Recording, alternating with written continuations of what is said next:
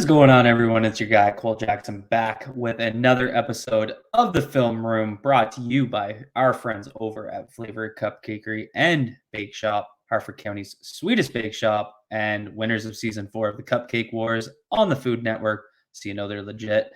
Dropped all their info down below. Go check them out. And a huge thank you to them for sponsoring this episode. We're going to be getting back into another game clinching play in the film room 2 weeks in a row. So it's going to be another short episode. We're just going to deep dive the play, break down what was going on. Some people are upset about the play call. Some people are upset about throwing short of the sticks. I'm just going to go through, do what I did last week, give my opinion, what I'm seeing, kind of how I view the play, my breakdown. And then I welcome you guys' comments down below. Come find me on Twitter, whatever you guys want to do. You know me, I'm happy to talk about the plays. As far as Greg Roman goes, obviously he's been under fire for weeks now. People want him gone. That's fine. I see a ton of legit criticism out there. What I won't do is just criticize him every time there's an unsuccessful play. I take time to understand the play, the purpose of the play, and make a fair assessment of what the fault was. And so that's what I'm going to do with this play. I did it last week. I think I made it pretty clear. I was happy with the play call. I liked the decision that they made. The play call, in my opinion, worked as Andrews was wide open on the boot RPO. Simple as that. Your guys got to make plays. Everyone was talking about, leaving their, all pro defensive end unblocked, even though that was the purpose of the play. I expected my MVP quarterback and my all-pro tight end to make a play. Didn't happen. That's football. Same thing here today. We don't have – it's not a Lamar Jackson to Tyler Huntley. It's, we're asking Rashad Bateman, who just lit up the Browns, to make a play. And not even that. So let's get into it. Let me go through it, give my opinion. You guys let me know what you think.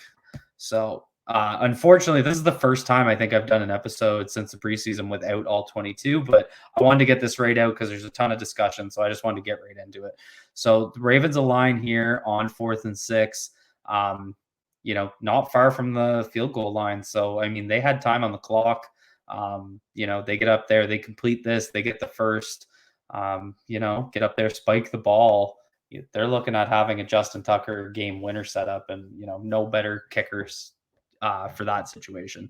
So they're 5 wide here. Andrews in the slot. Then they have Prochet and Duvernay at the bottom of your screen. And at the top, they have Hollywood outside, Bateman outside, and Hollywood in the inside slot.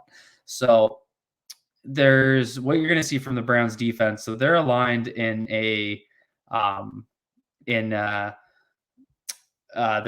looks like their dime packages, because it depends on what you classify JOK as. This is their dime or their nickel. Either way, 4-man line. But what the Browns are going to do is they're going to bring 2. So this is significant because this is a 6-man pressure against a 5-man protection. And it's a 5-man protection because they had 5 wide. There's no running back in to block. So Tyler Huntley knows that. So as he is getting set here and he sees these guys approaching, it's a bit of a delayed blitz, but right here, he's looking like they're showing blitz and they come. So what happens when that? And this is kind of the problem we've seen over the last few weeks. So last week on Lamar Jackson's interception at the start of the game, it was a similar situation where, he had to throw hot against the blitz. And instead of throwing his underneath man, which was Marquise Brown on that play, you can go back and watch it. He tried to create space and throw deep, and that's what caused the interception. So here, Huntley does, and Huntley just said this in a press conference. He said he knew it was a blitz, and he threw his hot read. And so I think it's ironic because the talk lately has been that the Ravens can't beat the blitz. They're not calling plays to beat the blitz, so on and so forth. This underneath route by Bateman right here that's your blitz beater. That's where you target when he doesn't have time. So what you're going to see here is Duvernay is going to run a clear out 9. Prochet in the slot is going to run an out. So that's like a little ghost concept. And then up here, Hollywood out of the slot almost looks like he's running a rub route. And then you have the delayed slant. So this was a route combination set up to create space for Bateman, but also create a route down deep for Brown if there's time. And then Andrews just runs a seam route here, and it's hard to tell because we don't have the all 22. There must be a deep safety. 6, 7, 8, 9, 6, 7, 8, 9, 10, 11. There isn't a safety. So you can see Andrews right here. There's no safety. Andrews has a step on him, and he wasn't at all ready.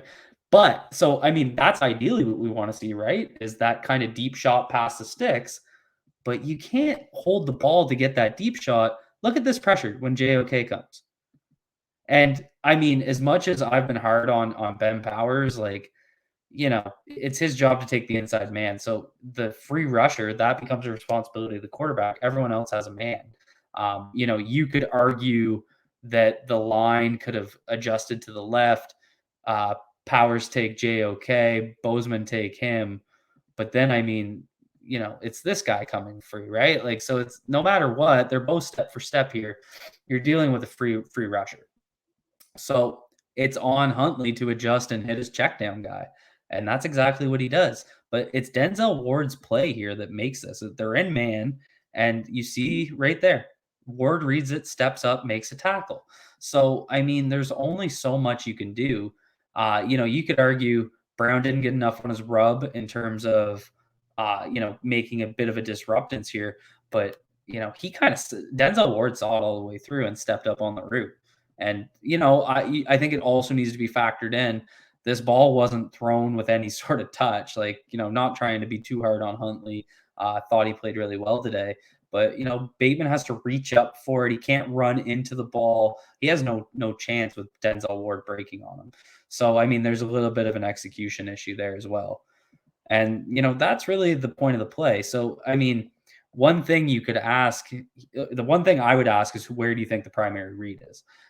He starts out, you can see Huntley right there looking left. So he's looking left. So maybe it could be Brown down deep as the first read. It could even be Bateman. And that is the argument that I think people should be trying to make. If, here, I'll go to my way to make your argument for you. That's what your argument should be if you think this play call is bad. It's that Rashad Bateman was the primary read, and that's throwing short of the sticks. But there's a bunch of factors in here that you would have to know the reads on the play to be able to say that, because as soon as Huntley reads that blitz, he's going to look to his check down guy, which may influence where his first read now is. So if he knows these two are coming, and I mean, you can see them stutter step right off the bat. So I think, he's anticipating that properly. He's going straight to his check down man. I think he has to, because he has to get set, get the ball out with pressure coming, and that's exactly what he did. It was a great cover zero, but that is the thing that the Ravens are having the most problem with right now. It's guys need to make a play, and people are going to say I'm sick of hearing that, and that's fair. But I mean, if you're going to get blitzed, you need to hit those check down routes. You can't wait for things to develop downfield. So if I'm hitting my check down guys, I need them to make guys miss, just like Huntley did. I've been criticizing Lamar for not hitting those check down guys as a blitz beater. So I can't turn around and be like, you should have thrown further than the sticks when pressure's coming right in your face and you hit your check down guy. I mean, like I just showed you, Denzel Ward made a heck of a play. He read it out well. He jumped over Brown's rub. So, there's a little bit of an execution issue there. And I also think the ball could have been, led Bateman a little bit better.